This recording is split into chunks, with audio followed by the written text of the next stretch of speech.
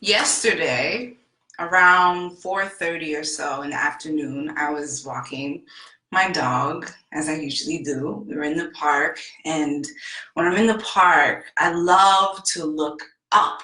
We spend so much time looking down, but the real beauty is looking up. I was looking up at the trees, and the sun was right on the precipice of the horizon.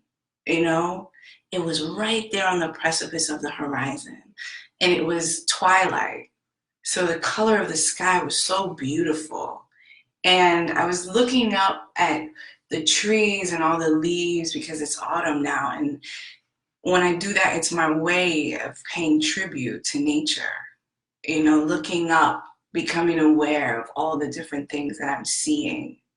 It's my way of showing my honor, things that I value, the things that I think are so important in nature. Because when I'm in nature, it gives me so much clarity. It gives me so much peace. It makes me feel so calm. And so I look up because it helps me to show my appreciation and my awareness. And as we're leaving the park, and I'm still looking up and just looking at all the beauty of the autumn leaves and the bare shapes of the branches, my dog is, you know, plugging along and her little self with her little legs, her nose into the trail, and she's going like destination home. She's looking home, and as I look down, making sure she's okay, she's pulling along, I see these two boys approaching our path. And one looks like he's about maybe 6 or 7 years old, and the other looks like he's about 16 or maybe 17 years old. And they're laughing and joking, and I can tell they have a very sweet and affectionate relationship. And I hear the little boy say, as he's looking up and he's looking at all these, the New York City lights come on at a certain time, all the lampposts come on at a certain time. And he's looking up and he says, "Why is there light everywhere?" Just like that. "Why is there light everywhere?" And the older boy looks at him and smiles, and he says in a playful yet very matter-of-fact tone, "So that we can see things. So that we can see things." And this exchange was very simple, right? It was a very normal answer. But when I heard it, right, "Why is there light everywhere?" And then the older boy saying, "So that we can see things." And the little boy immediately said, "Oh, okay," and understood. That really struck me because it speaks to the fact that in our lives, the light is shining everywhere in order for us to see things, in order for us to become more aware, in order for us to be more enlightened in terms of what's going on in our own lives. And that enlightenment, that light that is shown every single day, every minute of our lives, whether we are aware of it or not, that is what leads to joy. So let's break this down a little bit, okay? So in my life, I have spent a lot of my late 20s and this period of my 30s really digging deep and investing my time in learning about myself, in personal transformation, in reading a lot of books about personal transformation and evolution and growth and self-improvement and all of these things. And in doing that, one of the key things that I've found is the importance of having awareness, right? And the awareness not only of what's going on in your present moment, but what's happened in your past. And light shines everywhere in our lives to show us all the things that have happened up until this point. And now, in the present moment, to guide us towards our next steps in life, And when I think about it, when I think about the importance of awareness really comes from knowing your true self. And knowing your true self comes from an understanding of all the things that you've gone through, of your past. There's this ancient Ndinkra symbol from Ghana, and it's called the Sankofa. And there are many ways that the symbol is shown, but one of the ways is a spiral going inward towards the heart. And that points a picture of how you must look within first to understand what's going on outside. And the other symbol that I really like is the symbol of this bird with this long neck, and the bird's long neck is arched around and the bird is looking at her tail. And the meaning of the Ndinkra symbol is remember your roots, or in order to move forward, you must look back. In order to move forward, you must look back. And I love this meaning because it shines light and it paints a picture of how important showing appreciation for all the things that have contributed to your story are so important, right? Nature, your childhood, all the things you've lived through up until this moment that you're in right now. They're all pieces of shining the light as to where you're going, where you've come from, and who you are right now. But it takes extreme awareness to be able to tap into that. One of my favorite classes from college was this film class that I took. I think it was in my freshman year. And the thing I loved the most about the class was it taught us about how to analyze film. And so now when I look at film, I'm always looking for all the ways I can analyze it to better understand the overall meaning of the film or the show that I'm watching. There are certain things like cinematography and how the film director plays with the light and the imaging in order to paint the picture. There are certain things like character interaction and what you learn from how the characters talk to each other from the beginning of the film about who they are and how they play out in the film. But my most favorite part about film analysis is foreshadowing, right? And that's where the director cleverly gives you hints throughout the film to tell you about how the film will actually play out in the end, right? You ever have that moment where you're watching a film and there are certain things that you may notice about a character, but they don't really add up at that moment. But then at the end, when there's a plot twist, you're like, oh my God, it all makes sense now. I get it. I understand why that character is like that, because early on in the film, they said this and this and that, and you understand why they are the way that they are, right? That's the way that the director is shining light everywhere in the film to be able to help you to understand the meaning of the film. I was watching this show called Vampire Diaries because I'm really interested in the idea of outsiders, people who feel that they're outsiders.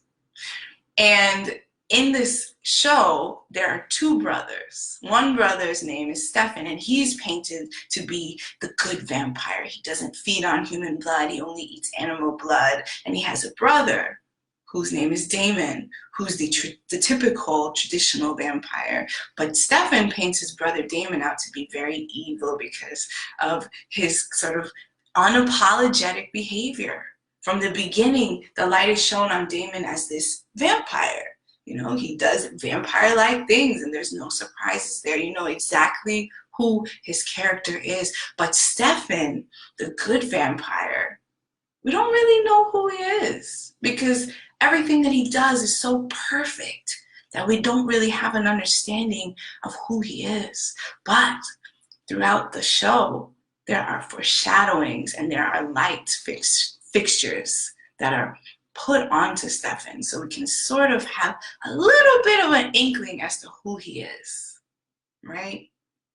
There's this moment in the film where Stefan, the good vampire, is captured by this band of vampires, and he loses all his strength and he loses all his energy, and his girlfriend, who is a human, goes and bravely rescues him. And they're running through the forest, but Stefan can barely walk.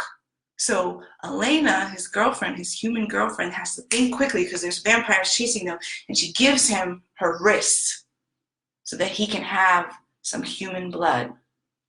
And he's drinking that blood, and he hasn't had human blood in a really long time because he's a good vampire, remember that.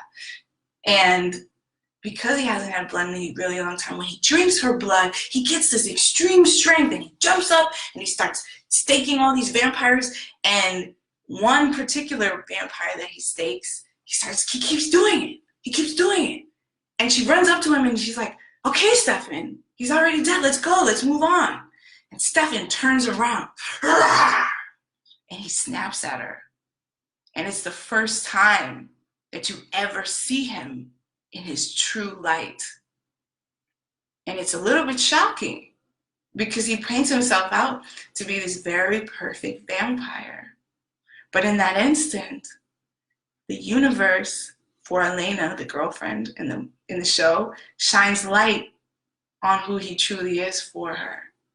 And she shares with Damon, the true vampire, his brother, what happens. And Damon says, yeah, that's Stefan. He's a vampire. He just didn't want you to see that side of himself. So he kept that from you. A lot of times in our life, light is shown on certain situations, or there's a foreshadowing of a certain situation in our life by the way somebody may behave or the way things may be said to us, but we're not there yet. We're not looking up. We're not developing that awareness yet to be able to connect exactly to what's going on. But I want to remind you that light is everywhere in your life, every moment in your life. And the joy of living life is being able to make that connection to seeing the light. Because when we allow ourselves to open up and really look at things the way they are, we can better understand who we are. A lot of times people say, you know what? The past is the past. The past already happened. I don't need to think about that. But I believe that in order for us to truly evolve, in order for us to seriously be who we truly are, we have to look at the past.